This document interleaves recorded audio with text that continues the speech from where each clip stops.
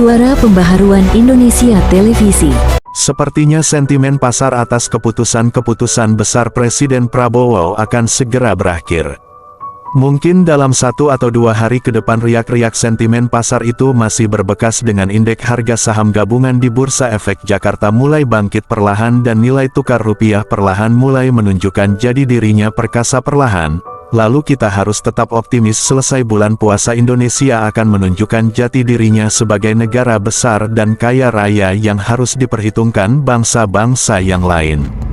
Kita pun harus mengucapkan bravo kepada seorang anak bangsa yang baru saja dilantik untuk memimpin negara besar ini, Presiden Prabowo Subianto. Awal kepemimpinannya telah menunjukkan identitas di negara Indonesia bahwa kita adalah negara besar dan kaya raya, tidak akan tunduk dan takut kepada bangsa manapun.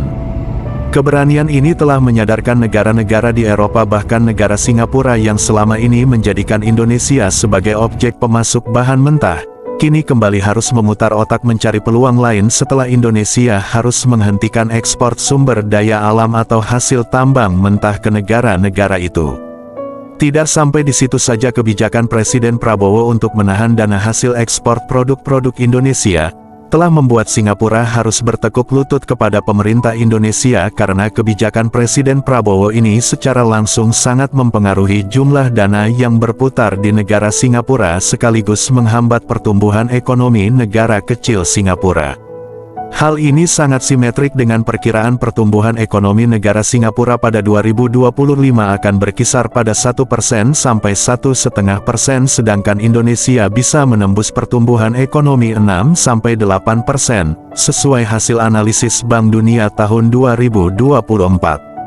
Yang jelas, sebagai negara besar sudah saatnya Indonesia mengambil peran dalam peta percaturan perekonomian dunia supaya Indonesia tidak dianggap remeh oleh bangsa manapun, dan hanya satu kata yang pantas kita sampaikan kepada yang memimpin negeri besar ini. Bravo Pak Prabowo.